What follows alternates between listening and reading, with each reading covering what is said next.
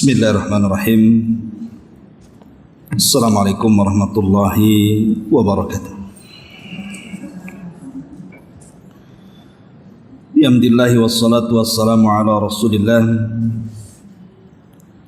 wa ala alihi wa sahbihi wa mawalah wa la hawla wa la quwata illa billahi wa ba'du.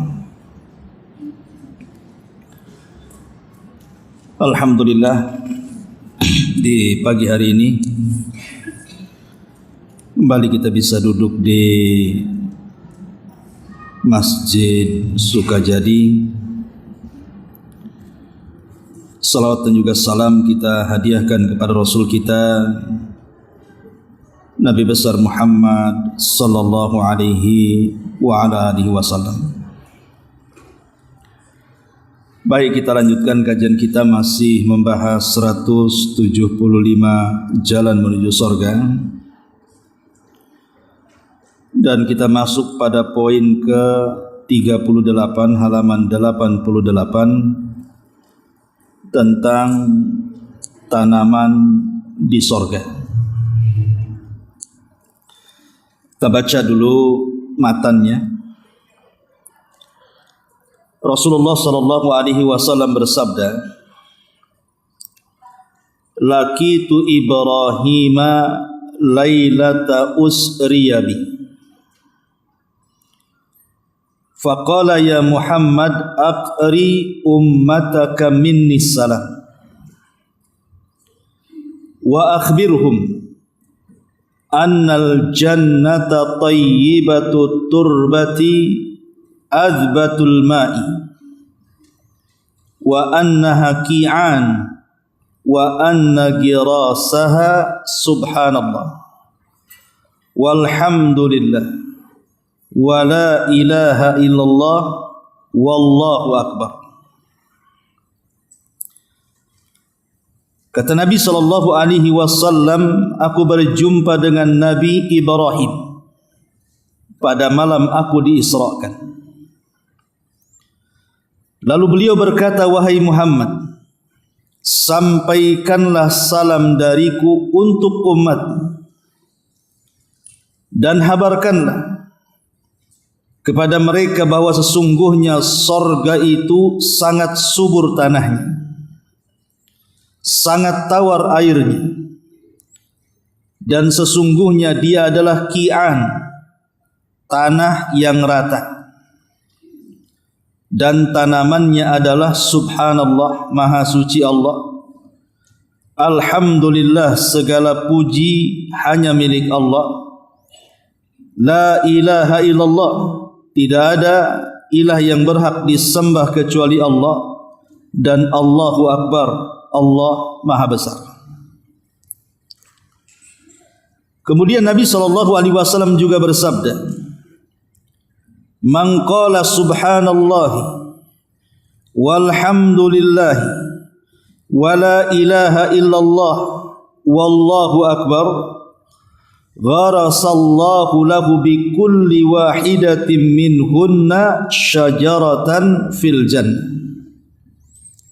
Barang siapa yang mengucapkan subhanallah, maha suci Allah, alhamdulillah, segala puji hanya milik Allah, la ilaha illallah, tidak ada ilah yang berhak disembah kecuali Allah, dan Allahu akbar, Allah maha besar, niscaya dengan masing-masing satu ucapan tersebut Allah akan menanamkan baginya sebuah pokok pohon di sorga.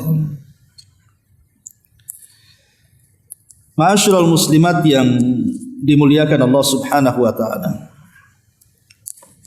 hadis ini atau dua riwayat ini masih menjelaskan kepada kita tentang keutamaan berzikir. Salah satu lafaz yang diajarkan Nabi SAW untuk berzikir adalah subhanallah walhamdulillah wa la ilaha illallah Allahu akbar. Kalau kita membaca satu saja subhanallah itu sudah luar biasa, sebagaimana sudah kita jelaskan minggu lalu.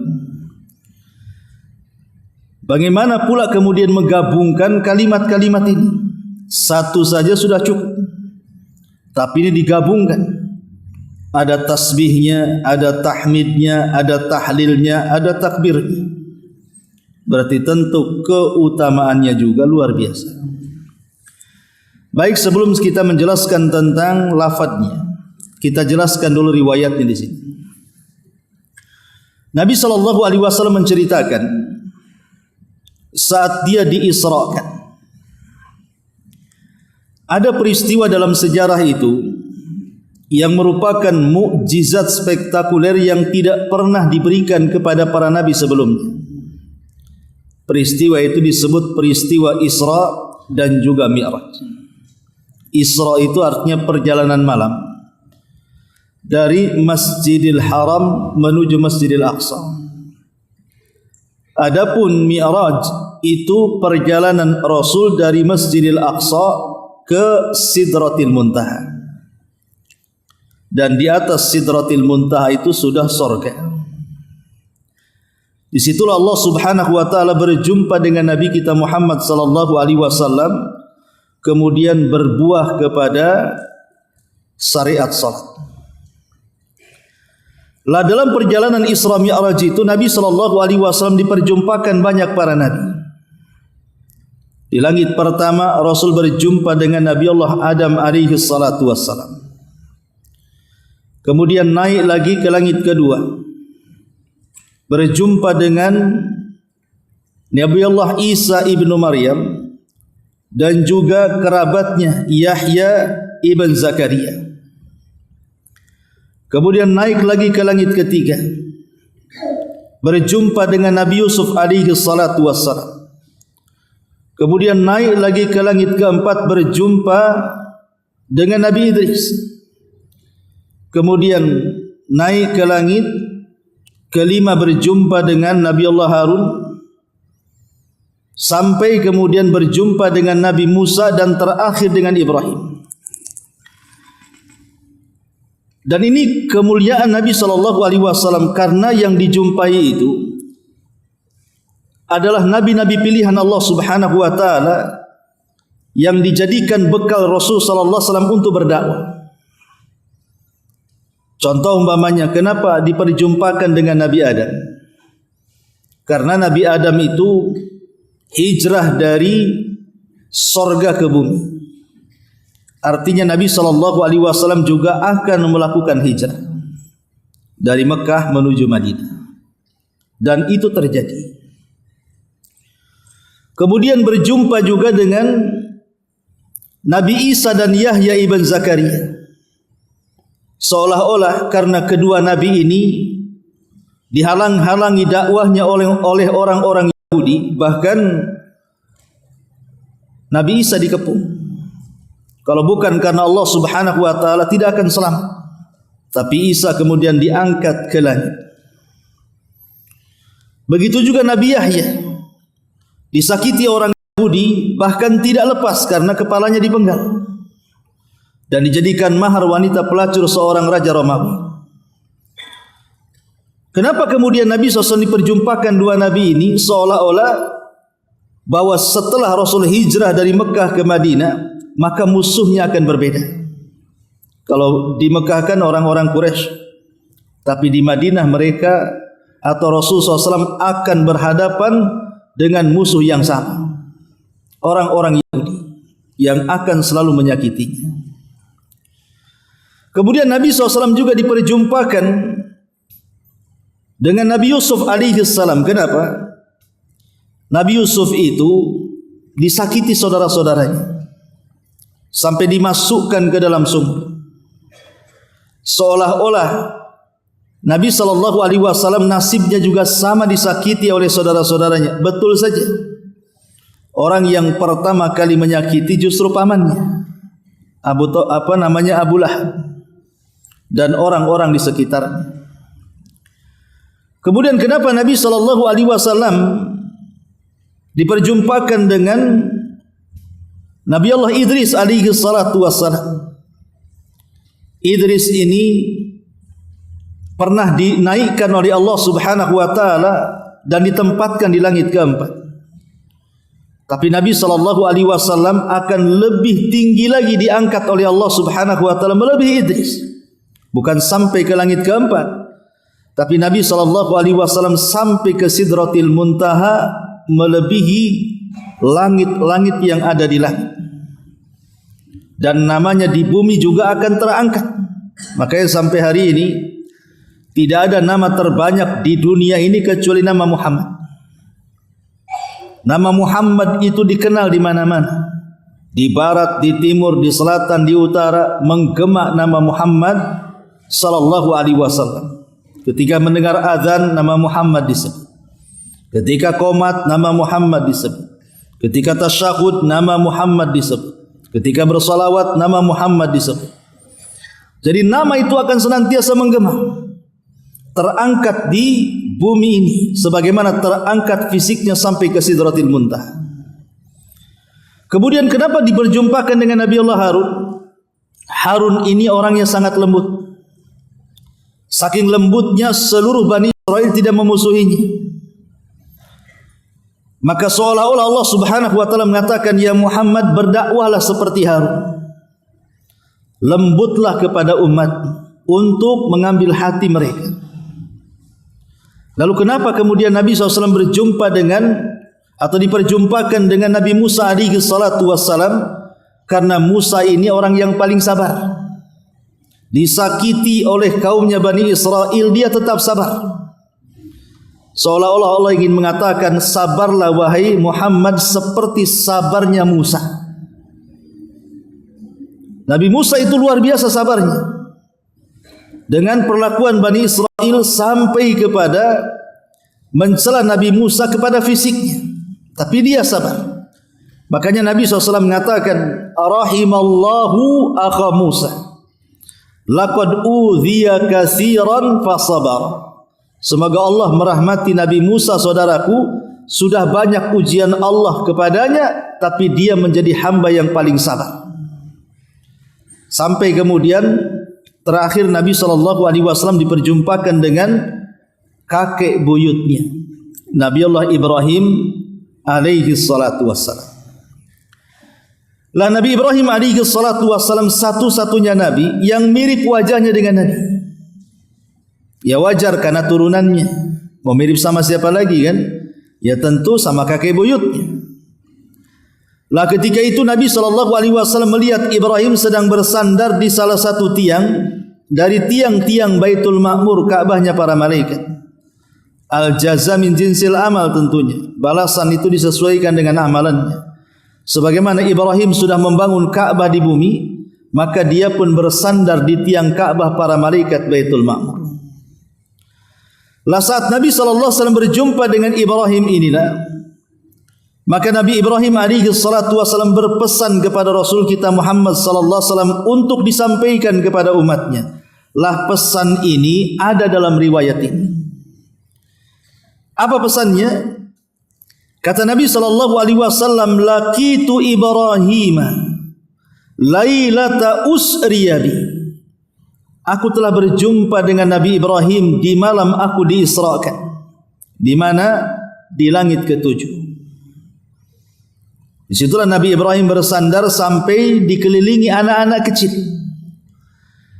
Sehingga para ulama mengatakan maksudnya anak-anak kecil di situ adalah anak-anak yang meninggal sebelum balik. Menjadi khilaf para ulama, apakah anak-anak orang kafir yang meninggal sebelum balik mereka masuk surga, ataukah terikut ayah dan ibunya? Maka pendapat yang kuat wallahu alam bahwa anak-anak orang kafir itu mereka akan masuk surga. Sama dengan anak-anak kaum muslimin. Kenapa? Karena kematian mereka tidak membawa dosa. Rasul mengatakan kullu maulud yuladu alal fitrah. Setiap anak yang dilahirkan itu terlahir fitrah, artinya terlahir Islam. Jadi walaupun anak orang kafir kalau dia mati sebelum balik, maka dikategorikan Islam dan mereka pantas masuk surga. Makanya Rasul melihat anak-anak kecil yang mati sebelum balik sedang mengitari di sekitar Nabi Ibrahim sambil bermain-main. Lah kata Nabi SAW pada malam Isra itu Aku diperjumpakan dengan Ibrahim. Kemudian Nabi Ibrahim berpesan kepadaku, ya Muhammad, wahai Muhammad, aqri ummataka minni salam. Sampaikan untuk umatmu dariku salamku untuk mereka. Jadi Nabi Ibrahim alaihi salatu wassalam menitipkan pesan kepada kita untuk Rasul sallallahu alaihi wasallam menyampaikan salam Ibrahim kepada kita. Maka sebagai jawaban salam Ibrahim kepada kita, makanya kita disyariatkan untuk mengucapkan salawat Ibrahimiyah. Allahumma salli ala Muhammad kama sallaita ala Ibrahim wa ala ali Ibrahim innaka Hamidum Majid. Wa barik ala Muhammad wa ala ali Muhammad kama barakta ala Ibrahim wa ala ali Ibrahim innaka Hamidum Majid. Dan ini lafaz salawat terbaik. Lafaz salawat terbaik adalah salawat Ibrahimi. Ini sebagai jawaban salam kita kepada Nabi Ibrahim yang menitipkan salam kepada Nabi kita Muhammad sallallahu alaihi wasallam untuk kita. Karena di sini Ibrahim mengatakan, ya Muhammad, aqri ummataka minni salam. Sampaikan kepada umatmu salam dariku. Dan ini luar biasa, kita diberi salam oleh Nabi Ibrahim lewat Rasul kita Muhammad sallallahu alaihi wasallam. Kalau Pak Prabowo nitip salam ke ibu, ada salam dari Pak Prabowo, bangga enggak? Oh bangga, presiden nitip salam. Ini bukan Pak Prabowo, ini Nabi Ibrahim menitipkan salam kepada Rasul kita lagi. Rasul kita kemudian mengucapkan salam Nabi Ibrahim kepada kita lagi. Ya tentu kita lebih bangga lagi. Salamnya Nabiullah Ibrahim kepada kita lewat Rasul kita Muhammad sallallahu alaihi wasallam. Kemudian kata Nabi Ibrahim alaihi salatu wasallam, wasiat berikutnya, wa akhbirhum annal jannata thayyibatu turbah. Maka habarkan kepada mereka umatmu Muhammad, sesungguhnya sorga itu sangat baik tanahnya, sangat subur tanahnya. Tanah di sorga itu tidak harus seperti di dunia. Kalau nanam padi itu dari bijinya dulu, dipupuk dulu, diairi dulu, dicabuti rumput di sekitarnya, lelah, capek baru memetik hasilnya. Tapi tanah di sorga itu tidak. Sekali tanam langsung besar, langsung berbuah. Dan debunya harumnya seperti minyak misik. Kemudian kata Nabi SAW, azbatul ma'i, sorga itu sangat tawar airnya. Bahkan ada satu aliran sungai di sorga itu yang tidak berubah. Tidak berubah rasanya, tidak berubah baunya, tidak berubah warnanya. Itulah air mineral, air yang sangat-sangat jernih sekali. Kalau di bumi ini tentu akan mudah berubah. Saya masih kecil saja, Bu. Kalau saya pulang ke Jawa Barat itu, di kampung saja ada sekitar 3 sungai. 3-tiganya bisa untuk mandi. Sekarang kalau pulang semuanya 3-tiganya jadi limbah tahu. Tak bisa lagi mandi, gatal lah di sekarang. Kalau dulu ya nyuci di situ, buang hajat di situ, semua di situ. Sekarang mana berani orang mandi di situ. Bumi ini mudah berubah gitu, mudah tercemar, mudah keruh. Tapi air di sorga itu azbatul ma'i, kata Rasul, betul-betul airnya sangat tawar dan tidak mungkin berubah. Wa annaha qi'an, dan sorga itu bentuknya kian. Kian itu maksudnya tanah terhampar. Tanah terhampar, terhampar lebar, mampu dipandang sejauh mata memandang. Kemudian wa anna girasaha subhanallah walhamdulillah wa la ilaha illallah wallahu akbar. Adapun tanamannya, tanaman yang akan menghiasi taman, tanaman yang akan mengindahkan kebun, dan begitu seterusnya. Dari apa tanaman-tanaman sorga itu? Dari zikir. Dan kita bisa menanam dari sekarang. Dengan cara apa?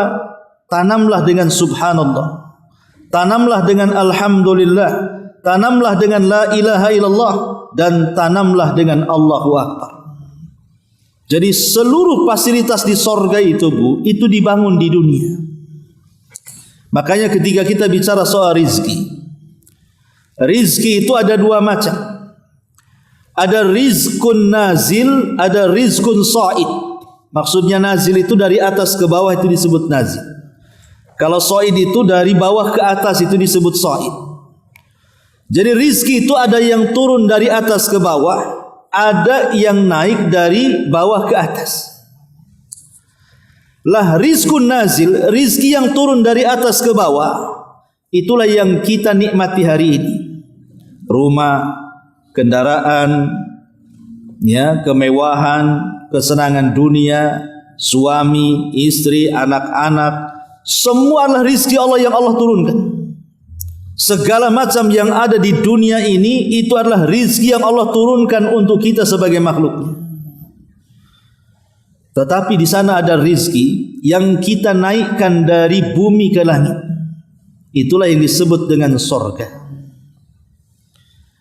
Sorga itulah rizki yang kita naikkan dari bumi, dan dua-duanya harus dicari. Baik rizki yang diturunkan dari langit ke bumi berupa rumah, kendaraan, dan yang semacamnya harus kita cari. Kalau nggak dicari nggak dapat. Dengan cara bekerja, mencari dunia dengan cara usaha. Lah begitu juga rizki yang kita naikkan dari bumi sampai ke langit, maksudnya sorga, itu pun harus dicari, harus dibangun dari sekarang. Kalau ingin kita membangun satu istana di sorga, lakukanlah seperti Nabi mengatakan, barang siapa yang membangun satu masjid di bumi, Allah akan bangunkan istana di langit. Siapa yang membaca Qul Huwallah dalam satu hari satu malam 10 kali, Allah akan bangunkan istana di langit. Jadi istana-istana yang megah di sorga itu dibangun di dunia.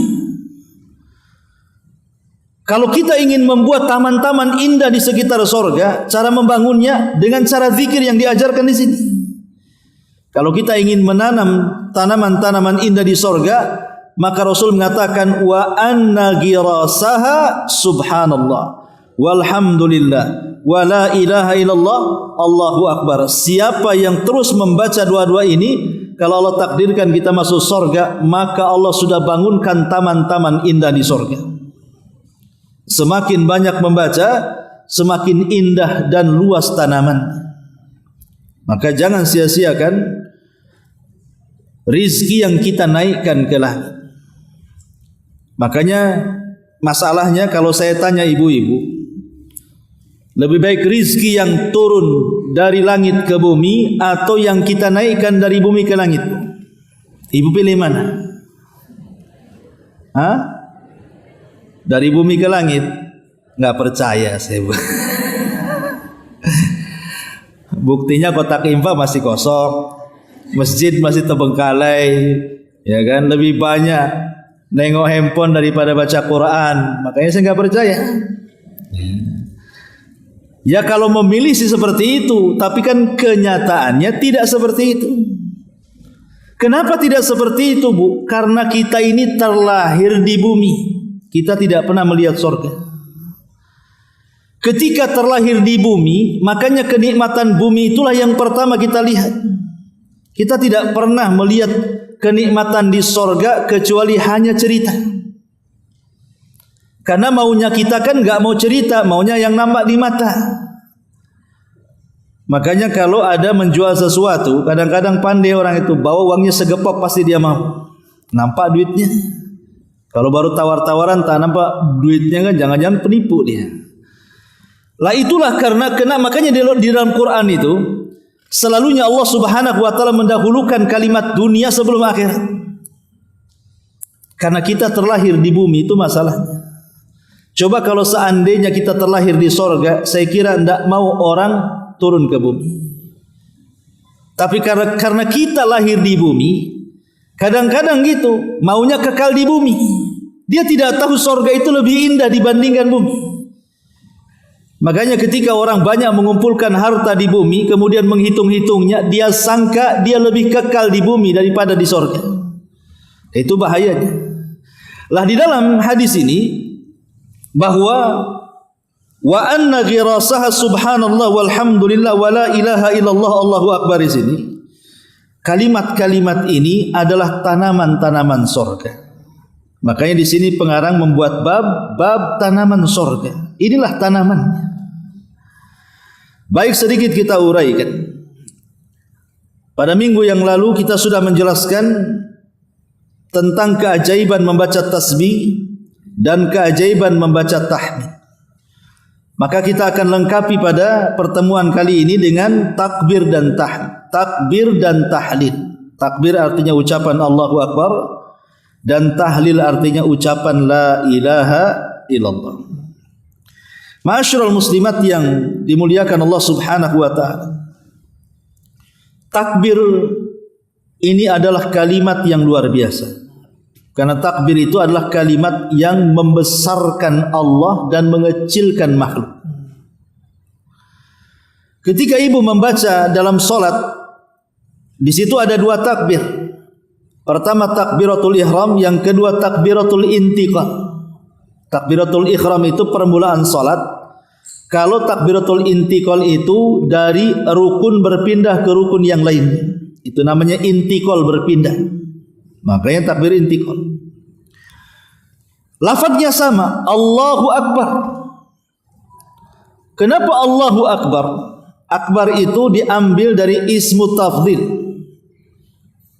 Kalau kabir itu besar, kalau akbar itu paling besar. Ibu bisa bayangkan dalam sebuah hadis Nabi SAW mengatakan bahwa apabila bumi yang kita pijak ini dibandingkan dengan langit yang ada di atas kepala kita ini, maka bumi ini tidak ada apa-apanya. Seperti kata Nabi, bagaikan cincin diletakkan di tengah padang pasir. Cincin itu buminya, padang pasir itu langitnya. Berarti bumi ini kecil dan langit itu luas. Dan kalau seandainya kita satukan seluruh planet-planet yang ada di alam ini dengan langit dan buminya, kemudian dibandingkan dengan kursinya Allah, tempat berpijaknya Allah subhanahu, kaki Allah subhanahu wa ta'ala disebut kursi, maka itu sama dengan kita letakkan cincin di tengah padang pasir. Cincin itu langit, bumi dan galaksinya. Kursi itu padang pasir yang tidak bertepinya itu. Berarti kan besar sekali kursinya Allah. Makanya Allah mengatakan wasi'at kursiyuhu samawati wal ard. Kursinya Allah meliputi langit dan bumi. Kalau seandainya kita gabung tuh, kursinya Allah, langit-langitnya Allah, buminya Allah, kita gabung. Kemudian kita bandingkan besarnya dengan Arsyur Rahman, singgasana Allah, arsy Allah subhanahu wa ta'ala, maka bagaikan cincin diletakkan di padang pasir. Cincin itu kursinya, langitnya, buminya, sementara padang pasir itu arasnya. Pertanyaannya, ini baru makhluknya sebesar itu. Macam mana zat yang menciptakan arasnya, zat menciptakan kursi langit dan buminya, Allahu Akbar, tentu Allah lebih besar dibandingkan makhluknya. Jadi lafaz takbir itu bukan lafaz biasa, karena kita membayangkan besarnya langit dengan bumi saja sudah kita bayangkan betapa besarnya. Macam mana yang menciptakannya? Sehingga ketika orang membaca takbir dalam solat itu Allahu Akbar, maka tiba-tiba kita menjadi hamba yang sangat kecil sekali di hadapan Rabb yang sangat besar sekali. Sebuah contoh saja, ibu naik pesawat. Kalau ibu masuk bandara Hang Nadim di sini, kayaknya lebar sekali, luas sekali bandaranya. Coba naik pesawat, kira-kira berapa kaki, kemudian tengok dari jendela ke bawah, kayaknya kecil sekali, Makin naik, bukan hanya bandaranya yang hilang, kota Batam pun hilang. Bukan hanya kota Batam hilang, sak Kepri hilang kalau makin tinggi itu.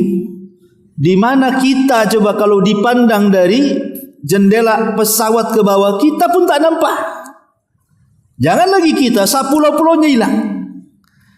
Lah itulah kecilnya kita di hadapan Allah Subhanahu wa taala. Kalau kita merasa kecil di hadapan Allah, kenapa kita harus merasa besar?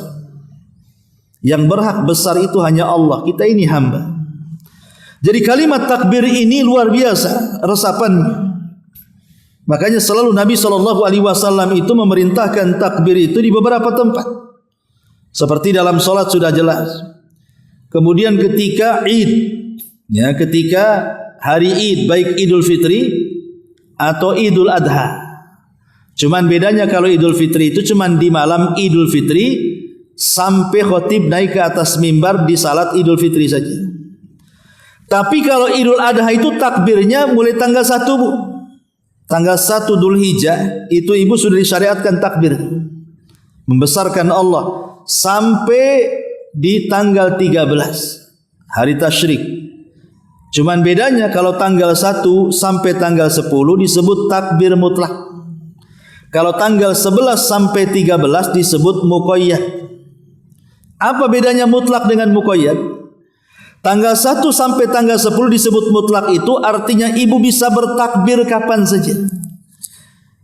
Ibu bisa bertakbir kapan saja. Allahu Akbar, Allahu Akbar, Allahu Akbar, Allahu Akbar, la ilaha illallah, Allahu Akbar, walillahil hamd. Itu kapan saja ibu baca. Ibu bisa baca di dapur, ibu bisa baca di sumur, ibu bisa baca di kasur, ibu bisa baca di pasar, sambil jalan, sambil jongkok, sambil apa saja, di mana saja, itu mutlak namanya. Tidak diliputi dengan waktu dan tempat. Kapan saja bertakbir, sampai sariawan. Silakan takbir.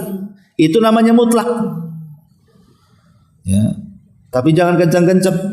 Nanti disangka sudah lebaran. Ya. Tapi itu sudah disyariatkan sudah tanggal 1 harusnya takbiran itu. Lan tanggal 11 sampai tanggal 13 itu disebut muqayyad namanya. Tidak boleh disenandungkan kecuali ba'da solat wajib saja. Jadi tanggal 11 sampai tanggal 13 itu disyariatkan dikumandangkan takbiran itu setelah solat wajib yang 5 waktu saja. Nah, jadi Nabi SAW di sini mensyariatkan takbir ketika Id. Kemudian juga ketika melihat bulan, Bu. Ketika melihat bulan, umpamanya setiap kali tanggal 1. Tak 1 nanti lantar lagi kan mau masuk tanggal 1 Dzulhijjah tuh. Maka itu disyariatkan kalau seandainya terlihat bulan besok tanggal 1 Dzulhijjah, maka kita disyariatkan untuk takbir dan membaca masuknya waktu bulan pertama. Kata Nabi SAW, Allahu Akbar, Allahu Akbar, Allahu Akbar. Allahumma ahillahu alaina bil amni wal iman, was salamati wal islam, wat taufiqi lima yuhibbu rabbuna wa yarda, rabbuna wa rabbukallah. Jadi kalau kita melihat bulan tanggal 1, kita disuruh membaca apa? Takbir 3 kali. Allahu Akbar, Allahu Akbar, Allahu Akbar. Ya Allah, berikanlah kepada kami dengan masuknya bulan ini keamanan dan juga iman. Berikan kepada kami keselamatan dan juga Islam. Berikan kepada kami taufik yang engkau sukai dan engkau ridhai. Rabb kami dan Rabbmu semua adalah Allah Subhanahu wa ta'ala. Harusnya tiap bulan, setiap tanggal 1 baca doa ini. Karena ini sangat luar biasa, doa isi kandungannya 5 perkara. Pertama minta aman, yang kedua minta iman, yang ketiga minta selamat, yang keempat minta Islam, dan yang kelima minta taufik. Luar biasa, setiap masuk bulan harusnya dibaca. Cuman kadang-kadang hanya masuk Ramadan saja sebagian orang membacanya. Padahal disyariatkan setiap masuk tanggal 1 pada setiap bulan Hijriah. Baca doa ini. Ya, supaya dalam bulan itu kita diberikan keamanan. Siapa yang tidak mau aman? Semua pengen aman. Supaya ditingkatkan iman kita. supaya ditingkatkan keselamatan kita, supaya ditingkatkan Islam kita dan senantiasa dinaungi hidayah taufik dari Allah Subhanahu wa taala. Lah setiap melihat bulan kita membaca takbir 3 kali kemudian baca doa ini. Kemudian juga saat seseorang menyembelih kurban, itu bagi orang yang menyembelih membaca takbir. Ya, Allahu Akbar, Allahumma hadza minni wa min ahli baiti umpamanya. Ya Allah, ini korbanku dan korban seluruh keluargaku. Karena boleh meniatkan satu kambing untuk satu keluarga. Lah dimulai ketika menyembelih pakai takbir dulu. Allahu Akbar. Bismillahi. Nah, baru pakai bismillah, baru Allahumma hadza minna walaka. Kemudian juga ketika safar. Ya. Ketika safar juga kita disuruh untuk membaca doa safar dan disuruh untuk bertakbir. Kemudian ketika mendapatkan kabar gembira, ibu dihabari gembira, Allahu Akbar, alhamdulillah. Ya. Kemudian ketika solat kusuf juga kita disuruh memperbanyak takbir. Bahkan ketika jihad untuk menyemangati pasukan, maka semangati pasukan dengan takbir Allahu Akbar. Begitu Rasul menyemangati pasukan untuk perang. Tapi sekarang disalahgunakan Allahu Akbar untuk demo. Nanti ada 2 pasukan kubu-kubu ya. Satunya takbir lagi. Takbir lawan takbir. Jadi intinya bahwa takbir ini luar biasa. Ini yang pertama. Kemudian juga tahlil. Tahlil itu artinya ucapan la ilaha illallah. Ucapan la ilaha illallah adalah miftahul jannah. Dia adalah kuncinya surga. Siapapun yang mengucapkan kalimat ini sebelum kematiannya, maka dijamin masuk surga. Kata Nabi sallallahu alaihi wasallam, "Man kana akhiru kalamihi la ilaha illallah dakhalal jannah." Barang siapa yang akhir ucapannya la ilaha illallah, maka dipastikan dia masuk surga. Kenapa? Karena la ilaha illallah itu lafaz tauhid. Dan tauhid itu menggugurkan semua dosa. Kalau orang berhasil mengucapkan kalimat ini saat kematiannya, maka Allah gugurkan dosanya, pantas kalau jaminannya surga. Dan Allah mudahkan satu-satunya kalimat yang bisa diucap saat orang sedang sakaratul maut itu hanya la ilaha illallah. Itulah yang bisa digoyangkan dengan lidah kita. Tidak harus digerakkan bibir kita. Cukup digoyangkan dengan lidah saja, bisa mengucapkan la ilaha illallah. Tapi kalimat lain tidak bisa. Ibu bisa lakukan saja dengan lidah. Ibu diam saja, ibu goyang lidahnya, bisa ibu mengucapkan la ilaha illallah. Itulah satu-satunya kalimat yang mudah diucapkan. Makanya kenapa kemudian Allah tidak hendak mempersulit orang? Makanya Allah kasih pilih lafaz tauhid yang mudah diucapkan saat sakaratul maut. Tetapi walaupun mudah, rupanya berat untuk diucapkan. Karena mudahnya ucapan itu disesuaikan dengan amal soleh dia di dunia. Ingat bahwa kalimat la ilaha illallah itu penyelamat. Sampai-sampai Rasul sallallahu alaihi wasallam ketika menjelaskan tentang akhir zaman. Nanti di akhir zaman orang-orang sudah tidak kenal solat, kata Nabi. Orang-orang sudah tidak kenal apa itu puasa, apa itu solat, apa itu zakat. Tidak kenal apa itu Islam. Tetapi ada satu perkara yang mereka selalu kumandangkan. La ilaha illallah. Ini masih diucapkan oleh orang-orang tua di zaman itu. Tapi anak-anak mudanya sudah tidak sanggup mengucapkannya. Tetapi masalahnya orang-orang tua di zaman itu, nanti di akhir zaman itu, mengucapkan kalimat itu bukan karena paham maknanya. Mereka mengucapkan karena nenek moyang mereka sebelumnya mengucapkan kalimat itu, mereka ikut-ikutan mengucapkan. Padahal mereka tidak salat, karena mereka sudah tidak kenal salat, tidak kenal puasa, tidak kenal zakat, tidak kenal semua rukun Islam, tidak kenal. Hanya la ilaha illallah itu pun orang tua mereka yang membacanya. Itu pun bukan karena paham, tapi karena ikut-ikutan orang-orang sebelumnya.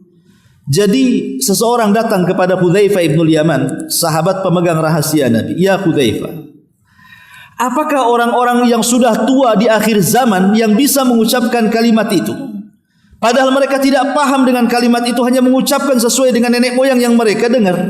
apakah bisa menyelamatkan dia dari adab neraka? Maka Hudzaifah mengatakan, ya, tunjihim bila ilaha illallah. Maka la ilaha illallah bisa menyelamatkan mereka dari kobaran api neraka. Lihat, makanya kalimat la ilaha illallah itu luar biasa. Kalimat ajaib yang kalau kita terus diulang-ulang itu, maka kita telah memperbaharui tauhid kita kepada Allah Subhanahu wa taala. Oleh karena itulah maka di sini kalimat tahlil, kalimat yang luar biasa. Bahkan ada satu kisah di zaman Rasul itu. Ada seorang sahabat namanya Usamah ibn Zaid. Usamah ibn Zaid itu cucu dari anak angkat Nabi. Ya, cucu Nabi lah dari anak angkatnya. Namanya Zaid ibn Harithah. Anak dari Zaid namanya Usamah ibn Zaid. Usamah ibn Zaid ini pernah diutus oleh Nabi SAW untuk menjadi pemimpin pasukan dalam pasukan khusus, namanya Sariyah, dan dimenangkan dalam peperangan itu. Cuman ada satu kisah dalam peperangan itu, ketika ada seseorang yang lari karena ketakutan musuhnya, dikejar sama Usamah ini. Kemudian dikejar juga sama orang Ansar. Jadi yang mengejar tawanan yang mau kabur ini dua orang, satu dari Ansar, satu Usamah ibn Zaid. Ketika ketangkap sama orang Ansar dan orang Ansar siap menghunus pedangnya dan hendak membunuhnya, tiba-tiba dia mengucapkan kalimat la ilaha illallah. Akhirnya tak jadi orang Ansar membunuhnya dan menyarungkan lagi. Kenapa? Karena dia sudah masuk Islam, tidak boleh dibunuh. Langsung pergi. Tetapi sama Usamah didekati lagi. Ya, karena Usamah mengira bahwa dia mengucapkan kalimat la ilaha, jangan-jangan itu hanya trik perang saja supaya tidak dibunuh. Dia pun menghunus pedangnya, kemudian orang tadi mengucap dua kali lagi la ilaha illallah, tapi tetap dibunuh sama Usamah. Sampailah kabar ini kepada Nabi SAW. Kata Nabi SAW, ya Usamah, saya dengar engkau membunuh orang yang mengucapkan kalimat la ilaha illallah. Maka Usamah membela diri dan mengatakan, Rasul, sesungguhnya aku membunuhnya karena aku tahu ini siasat perang. Dia mengucapkan kalimat itu supaya menghindar dari pedangku, bukan ingin masuk Islam. Ini kan dunia peperangan. Namanya orang perang itu bisa nipu-nipu. Tapi Rasul mengatakan, ya Usamah, apakah engkau sudah belah dadanya sehingga dia mengucapkannya karena takut pedangmu atau karena ingin masuk Islam? Kemudian Rasul mengatakan, ya Usamah, bagaimana nanti kalau kau berhadapan di hadapan Allah, tiba-tiba kalimat ini datang kepada Allah dan mengatakan, ya Rabb, tanya orang ini kenapa dia membunuh orang yang mengucapkan diriku. Rasul mengulang-ulang kalimat itu sampai Usamah tidak tahan dan mengatakan, duhai kiranya aku baru masuk Islam. Karena orang baru masuk Islam jarang dimarahi. Kalau sudah lama Islamnya kan ya wajar dimarahi kan itu. Sampai dia mengatakan, ya laitani aslamtu yauma idzin, duhai kiranya aku baru masuk Islam kalau melihat kemarahan Rasul seperti itu. Lah dari sini kita lihat bagaimana Nabi SAW hanya melihat dohirnya kan, tidak melihat batinnya. Rasul membela orang yang mengucapkan kalimat itu padahal itu terjadi dalam peperangan. Karena orang yang mengucapkan kalimat itu akan jadi mulia. Kenapa jadi mulia? Pertama, haram darahnya ditumpahkan. Kedua, haram hartanya diambil. Yang ketiga, haram kehormatannya dirobek. Karena kalimat itu telah menjaga semuanya. Makanya kalimat ini, kalimat tahlil, kalimat yang ajaib, bahkan sorga juga kuncinya la ilaha illallah. Lah kalau kita gabungkan subhanallah, walhamdulillah, wa la ilaha illallah, Allahu akbar, berarti ibu akan mendapatkan keistimewaan yang luar biasa. Kemudian dalam hadis yang kedua di sini, man qala subhanallah walhamdulillah wa la ilaha illallah Allahu akbar gharasallahu lahu bi kulli wahidatin minhunna syajaratan fil jannah. Barang siapa yang mengucapkan subhanallah, maha suci Allah, alhamdulillah, la ilaha illallah, Allahu akbar, apa pahalanya? Niscaya dengan masing-masing satu ucapan tersebut Allah akan menanamkan baginya sebuah pohon di sorga. Coba ibu bayangkan kalau ibu dari sini pulang baca 100 kali ini, berarti sudah 400 pohon ibu tanam di sorga. Seandainya ibu di belakang rumah punya pohon rambutan, punya pohon mangga, punya pohon durian, sudah lega rasanya. Apalagi ada kurmanya di situ. Bukan kurma Jawa ya, kolang-kaling bukan. Maksudnya kurma Arab ya. Itu sudah bangga kita kan. Ini 100 pohon, 200 pohon, 300 pohon, langsung ibu baca subhanallah, sudah ada pohonnya tinggal dipetik di sana. Jadi ini keuntungan bagi kita, dan ini sebuah rahmat dan karunia Allah kepada hambanya, bahwa kita juga bisa membuat taman di sorga dengan cara banyak-banyak berzikir kepada Allah Subhanahu wa ta'ala. Ya, saya kira sampai di sini Bu. Sampai, karena ada tamu katanya. Sebelum saya tutup, mungkin kalau ada yang bertanya 1-2 silakan. Kalau enggak, kita tutup. Subhanallah bihamdika, asyhadu an la ilaha illa anta astaghfiruka wa atubu ilaik. Allahu ta'ala alam. Assalamualaikum warahmatullahi wabarakatuh.